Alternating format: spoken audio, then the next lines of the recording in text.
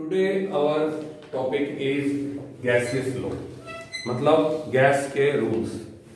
Gas कौन कौन से रूल्स को बिहेव मतलब फॉलो करती है, या कौन कौन से रूल हैं जिनसे हम लोग गैस की नेचर को और बिहेवियर को समझा सकते हैं। They are considered as gas law. Gas law में सबसे पहले आपके पास आता है बॉयल्स लॉ। बड़ी सिंपल सी बात है, मैं ज्यादा मुश्किल में नहीं बताऊंगा। क्या बोलता है बॉयल्स लॉ, पहले आराम से सुन लीजिए। बॉयल्स लॉ कहता है एट कांस्टेंट टेम्परेचर। सबसे पहले आपको ये लाइन लिखनी है, at pressure of a gas is inversely proportional to its volume. ये बात बोलता है, ठीक है जी। अब आप इधर देख के बताओ, कुछ नहीं लिखना आपने सिर्फ समझना है। ये मेरे पास गैस है और गैस इस कंटेनर में फैली हुई है। पता होगा गैस हर जगह फैल जाती है, यस तो होगी बात खत्म। इसने वॉल्यूम इतना लिया हुआ है, पर अगर मैं गैस के ऊपर प्रेशर इंक्रीज करता हूं और पिस्टन को दबाता हूं, क्या होगा? जल्दी बोलिए शाबाश। हाँ, प्रेशर को इंक्रीज करने पर गैस कंप्रेस हो जाएगी। तो जो गैस पहले दिख रहा है आपको इतने वॉल्यूम में थी, अब वो इतने वॉल्यूम में आ गई। अगर ये V1 है तो ये क्या है? V2 है। कौन सा ज्यादा है थोड़ा बताओ मेरे को। V1 ज्यादा। हाँ, V1 ज्यादा है। किससे? V2 से। पर क्या दिख रहा है? प्रेशर बढ़ाने पर गैस का वॉल्यूम कम हो जाता है। तो इनवर्सली प्रोपोर्शनल का मीनिंग क्या होता है मैं बताऊं? दुश्मन। यस और नो? दुश्मन कौन होते हैं? जो हमारे को खुश देख के, हाँ है ना, बिल्कुल, तू गिर जाए और वो ताली जा रहा है, एक बार और गिर, वीडियो बनाएंगे ना। और दोस्त होता तो क्या होता? भागे जाता उठाने के लिए। यस और नो? तो this is the first rule. तो सिंपल रूल है बॉयल्स लॉ। आंखों के आगे दिख रहा है, at constant temperature pressure is direct inversely proportional to volume. इतना सही पढ़ना है, ठीक है जी। अब आपका टीचर क्या करेगा? टीचर इस पर न्यूमेरिकल बनाएगा। लेकिन चलो न्यूमेरिकल की तरफ चलते हैं। क्या मैं ये लिख दूं? P is equal to KV। Constant हटा के, सॉरी प्रोपोर्शनल हटा के क्या लगा दिया? बताइए, ये तो पता होगा। जब भी प्रोपोर्शनल हटता है तो क्या लग जाता है? कांस्टेंट लग जाता है। अब सर ने इसको ऐसे लिख दिया, PV is equal to K। सही है बिल्कुल। V कहां चला जाएगा? ऊपर। और अब सर लिख रहे हैं PV is equal to constant. हाँ या ना बोल रहे तुम? तो ये आपके पास आ गया, ठीक है। अब ये आपके पास टोटल मिलाकर के बात आ गई। पर मैं कह रहा हूं कि सर मैंने शुरू में जब काम चालू किया था ना, तब गैस का प्रेशर था P1। कितना था? P1। फिर मैंने प्रेशर को इंक्रीज करके P1 प्रेशर पर वॉल्यूम कितना था? बोलो V1। और यहाँ पे क्या था? V2। तो क्या मैं ये लिख सकता हूँ PV is equal to constant, तो P1 V1 is equal to, और similarly P2 V2 is equal to. जब तेरा राइट हैंड साइड इक्वल है तो लेफ्ट हैंड साइड भी इक्वल होगा। And now you will got P1 V1 is equal to P2 V2। कोई दिक्कत आई किसी बच्चे को? और दिस इज माय न्यूमेरिकल। कराऊंगा अभी 2 मिनट में। ये न्यूमेरिकल है फ्री का।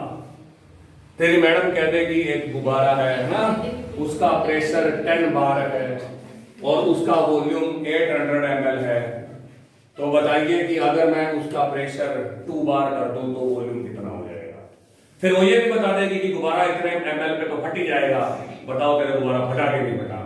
ये सब लोग सिर्फ आपको चेक क्या करना है? V2।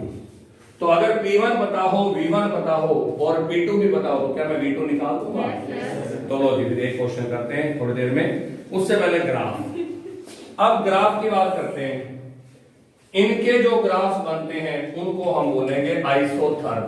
क्या बोलेंगे? मैं लिख के दे दूंगा पेपर में, draw isotherm between P and V। आधे लिट जाएंगे, उनको ये नहीं पता लगेगा मास्टर जी ने पूछा होगा आइसोथर्म की होता है।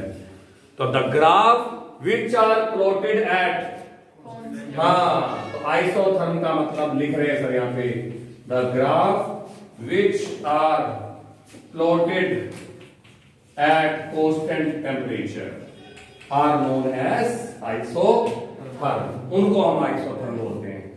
तो ये बात आपको पता होनी चाहिए। तो ग्राफ आप ही बता चुके हो क्या रिलेशनशिप है तेरे और मेरे बीच में, दोस्त वाला क्या दुश्मन वाला? दुश्मन वाला। तो दुश्मन वाले ग्राफ सारी दुनिया को पता है कैसे आएंगे।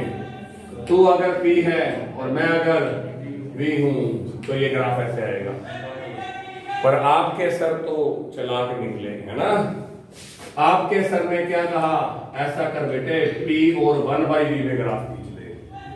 अब बता ग्राफ कैसा आएगा, दुश्मन का दुश्मन बराबर दुश्मन का दुश्मन दोस्त है ना, क्योंकि दुश्मन का दुश्मन क्या हो गया मेरा, है ना। अब ये तेरी दुश्मन है और ये इसकी दुश्मन है, तो तुम्हारा कॉमन दुश्मन कौन है, चल हाथ मिला लेते हैं, इसकी डाकी टिकी करते हैं ना, समझ आएगी बात आपको। तो अगर सिंपल बात है, मैंने 1/V लिख दिया, तो 1/V का ग्राफ कैसा आएगा, दोस्ती वाला। इस ग्राफ में देखो, जहां पे प्रेशर ज्यादा है वहां पे वॉल्यूम कम है, और जहां पे वॉल्यूम ज्यादा है वहां पे प्रेशर कम है। समझ आ रही है बात खोपड़ी में। लेकिन ये दोस्ती वाला ग्राफ है, तू ज्यादा तो मैं भी ज्यादा। ध्यान से देखो, दोनों ज्यादा हो रहे हैं, 1/V भी ज्यादा हो रहा है और प्रेशर भी ज्यादा हो रहा है। Very good. लेकिन अब एक चालाकी और पूछूंगा जी मैं आप लोगों से, ठीक है, और वो ये रही सिंपल सी चालाकी आपके पास, it is between P and V। मैंने ग्राफ अलग अलग टेम्परेचर पे ले लिए, और ये टेम्परेचर है T1, T2 और T3, और मैंने मेरे बच्चों से क्या पूछ लिया, दिख रहा है ये ऐसे बने C। मैंने पूछ लिया इन तीनों टेम्परेचर में से ज्यादा कौन सा है, बस कितने की बात, कौन सा ज्यादा है, T1। यही गलतियां होती हैं इस वाले ग्राफ में। T1 is greater than T2 is greater than T3। कैसे पता लगा मुझे, अगर प्रेशर कम है तो टेम्परेचर डिक्रीज होएगा। तेरा प्रेशर कुकर सीटी कम मारता है, देखा कभी प्रेशर कुकर को सीटी मारते हुए, जब नीचे गैस जली होती है कि बंद होती है, हाँ, गैस जलने से टेम्परेचर क्या हो रहा है, बढ़ रहा है, अंदर का प्रेशर घट रहा है, वो भी बढ़ेगा। तू ही बता रहा है कि तू ही बता रहा है आंसर, और तू ही आंसर का उल्टा जवाब दे रहा है। जब प्रेशर कुकर को गर्म करते हो तो टेम्परेचर हाँ इंक्रीज हो जाता है, और अंदर का प्रेशर, तभी तो सीटी बजती है, वरना सीटी बज जाएगी क्या, और अगर सीटी नहीं बजी तो सीटा बजेगा, है ना, और कुकर फटेगा। फटते हैं ना कुकर, सुना होगा, क्यों फट गया कुकर, बताओ मेरे को, क्योंकि आपके कुकर ने सीटी या विसल नहीं दी, उससे प्रेशर रिलीज नहीं हुआ और वो एट द लास्ट फट गया। तो टेम्परेचर बढ़ाने से प्रेशर बढ़ता है और वॉल्यूम भी बढ़ता है। दूध गर्म होते देखा है, जब दूध गर्म हुआ है ना, मम्मी ने कहा बेटे ध्यान रख लेना, तूने क्या बोला, क्या ध्यान रखना है, इसकी कौन सी टांगे हैं, है ना। फिर जब तेरे चप्पलें पड़ रही होंगी तुझे पता लगेगा दूध की तो टांगे होती है ना, ये कूद के साला बाहर आ जाता है ना। तो क्लियर कट बात है, गर्म करने पर वॉल्यूम भी इंक्रीज हो जाता है और प्रेशर भी, और सबसे ज्यादा प्रेशर और टेम्परेचर ऊपर वाले ग्राफ का है, प्रेशर और वॉल्यूम सॉरी, सबसे ऊपर वाले का दिख रहा है। इसका इतना, इसका इतना, इसका इतना, इसका इतना, और इसका इतना, और इसका, जो जितना ऊपर होता जाएगा उसके बेस पे प्रेशर बढ़ता जाएगा, यस और नो। इसलिए T1 is greater than T2 is greater than T3। कर लेंगे मेरे बच्चे कि नहीं कर लेंगे, जल्दी बोली शाबाश। और एक और रह गया, बिल्कुल बिल्कुल करवा के छोड़ेंगे, कुछ नहीं रहने देंगे। ये P, ये 1/V, इतने ग्राफ्स आपको अगले साल। सर यहाँ पे तो नीचे वाले का दिया होगा क्या टेम्परेचर सबसे कम दिया हुआ है, ज्यादा दिया होगा सर, ऐसे कैसे दिया हुआ देख लेते हैं। मैंने क्या, नहीं सर गलत बोल रहे हैं आप, मेरे नोट्स में ऐसा कुछ नहीं है, मेरे नोट्स में ऐसा कुछ नहीं, मेरे नोट्स पर आपके नोट्स सेम है। हाँ देखो देखो आराम से देखो, नोट्स भी आपके पास, फोटो स्टेट भी है, हाँ ठीक है ना बिल्कुल। हाँ जी, अब इसके बाद अगला आता है जी आपके पास आलू, इधर आलू छोड़ो छोड़ो, T2 इसको T1 दे रखा है, इसको T2 दे रखा है, और इसको T3 दे रखा है। अब बताइए शाबाश। T1 नीचे है सर, नीचे वाला ग्राफ T1 है, फिर T2 है, कोई बात नहीं, अपने को वहां से पढ़ना है, मैंने मेरे को भी दिख नहीं रहे, इसको डाटा मैंने कल की तूने प्रोफेशन टेस्ट करनी है तो कर दिया कर वरना पाएगा। तो फिर उस अकॉर्डिंग T3 हाँ हाँ कोई बात नहीं, आंसर तो समझ आ गया ना तुम्हें। अब इसमें देखना है कि आप लोगों ने, ठीक है जी, T1 T2 और T3 साफ दिख रहा होगा। इसका वॉल्यूम 1/v सबसे ज्यादा है, दिख रहा है आपको। इधर 1/v की वैल्यू बढ़ रही है तो ऑब्वियस बात है v की वैल्यू कम हो रही है, और v कम हुआ तो t भी कम हो गया। इसलिए अब इस केस में फिर क्या करेंगे बोलो, 1/v अगर इंक्रीज हो रहा है तो T1 बोलो बोलो बोलो डिक्रीज हो जाएगा। 1/v इंक्रीज तो v सिंपल है यहाँ पे, 1/v इंक्रीज तो v और v डिक्रीज तो t भी। अपने आप सोचो कि दूध बाहर आया था, है ना, तो last T1 is less than T2 is less than. ये ग्राफ्स इतने आपको कंपटीशन में मिलेंगे, बुक में इतने नहीं मिलेंगे। अब आता है जी न्यूमेरिकल आज का, ठीक है जी। उससे पहले एक छोटा सा रिलेशनशिप और देख के, सॉरी न्यूमेरिकल अभी भी नहीं आया, and that is relationship between density and pressure of the gas. शायद मेरे ख्याल से यही है ना, हाँ, density and pressure of the gas. But now my next topic is relationship between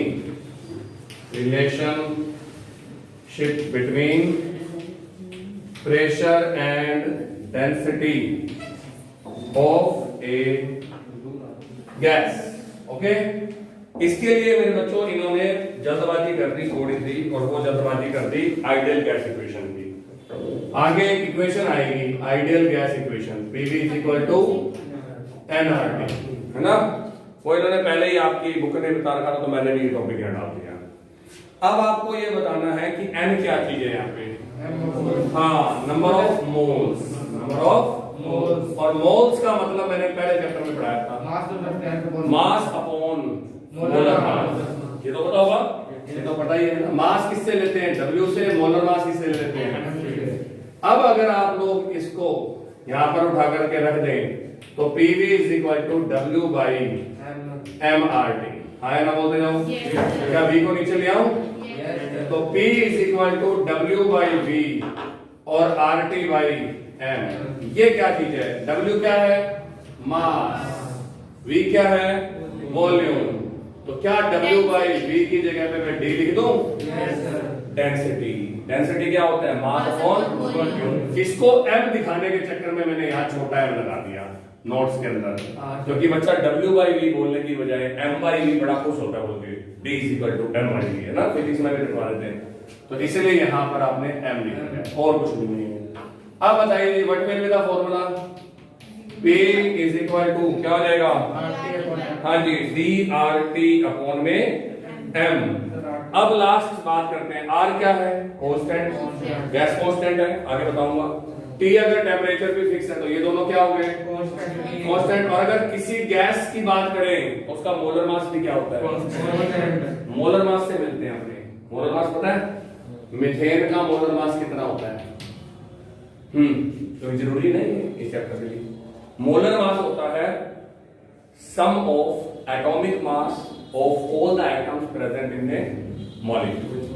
molecular mass होता है मोलर मास, ठीक है। कौन कौन बैठा है इसके अंदर, और 4 हाइड्रोजन। कार्बन का मास 12, हाइड्रोजन का कितना, हाइड्रोजन है, टोटल कितना हो गया, 60। देखा, क्या ये फिक्स होता है किसी के लिए, तू भी फिक्स, मैं भी फिक्स, हम सारे के सारे फिक्स। तो फिलहाल इन्होंने पहले लिख दिया D और K और अपॉन में M, ये लिखा हुआ है पहले। और लास्ट में इन्होंने क्या लिख दिया कि D इज इक्वल टू, क्योंकि डेंसिटी का रिलेशन निकालना था, D इज इक्वल टू, हाँ जी, ऊपर क्या चला जाएगा आपके पास में M अपॉन में K और उसके बाद में P। तो अगर मैं किसी गैस का प्रेशर बता दूं, मोलर मास बता दूं, कांस्टेंट K बता दूं, तो आप उसकी डेंसिटी को कैलकुलेट कर सकते हैं। तो this is the relationship of, हाँ जी, P एंड M। और last M by K, molar mass भी तो फिक्स ही होता है गैस के लिए, तो लास्ट में मैं लिख देता हूं D is proportional, D is equal to K dash P और K dash एक नया कांस्टेंट है, या लास्ट में D is proportional to P। तो क्या किसी गैस की डेंसिटी उसके प्रेशर के डायरेक्टली प्रोपोर्शनल होती है? तो जवाब है यस। जितनी गैस ज्यादा डेंस होगी उतना उसका प्रेशर भी। Now the numericals related with P1 V1 is equal to P2 V2। The numerical is in A balloon. आगे देखो जी, क्वेश्चन आपको ये मिल रहा है न्यूमेरिकल कि आपके पास में एक बैलून है, ठीक है जी, और उस बैलून के अंदर लिखा हुआ है कि it is filled at room temperature and it will burst if pressure exceed 0.2 bar. आ गया ना क्वेश्चन? वो कह रहा है कि we have a balloon and it is filled at room temperature. इसको रूम टेम्परेचर पे हमने फिल किया। अब ये कह रहा है अगर उसका प्रेशर 0.2 एटमॉस्फेयर या बार लिखा हुआ है, मेरे ख्याल से क्या लिखा हुआ है? बार। इससे ज्यादा हो गया तो वो फट जाएगा। देखो प्रेशर आ गया ना, पता होगा बैलून प्रेशर से फट जाता है, कहीं हवा फूंकते जाओ खैर है। तो इसने कह दिया 0.2 से ज्यादा नहीं होना चाहिए। अब लिखा हुआ है if at 1 bar the gas occupies 2.27 litres. तो ये देखो जिस सर ने आपको एक और प्रेशर दे दिया 1 बार, तो ये कितना हो जाएगा जल्दी बोलिए? P1। ये कितना हो जाएगा? और इसके ऊपर आपका वॉल्यूम दे रखा है 2.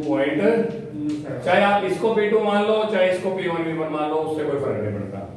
तो अब पूछ रहा है कि up to what volume the balloon can be expanded. इसका मतलब मेरे से क्या पूछा हुआ है? V1। क्वेश्चन समझ में आ गया? यस और नो? तो eight room temperature means the temperature is fix. क्या रूम का टेम्परेचर बदलता रहता है 2-2 मिनट बाद? है, अभी 1 मिनट पहले 50 डिग्री था, अब अचानक ठंड हो गई 0 डिग्री हो गया, ऐसा होता है ना? तो रूम टेम्परेचर मतलब कांस्टेंट टेम्परेचर। कांस्टेंट टेम्परेचर से फर्स्ट प्रेशर इज गिवन कि अगर इतने बार से प्रेशर हाँ जी एक्सीड होता है तो वो फट जाएगा, और उसका वॉल्यूम बता रहा है इतने के ऊपर इतना होता है, तो बताइए गिवन। तो व्हाट इज द फॉर्मूला? आप लिखना चाहोगे तो लिख सकते हो अकॉर्डिंग टू बॉयल्स लॉ। ये लिखना चाहे तो लिख सकते हैं, अदरवाइज कोई जरूरत नहीं होती। सबको पता है कि P1 V1 is equal to P2 V2। ये किसने दिया? बॉयल। सर को क्या कैलकुलेट करना है? तो V1 इज इक्वल टू क्या हो जाएगा मेरे बेटे? P2 V2 और अपॉन में, और now what will be the answer? P2 कितना है? 1।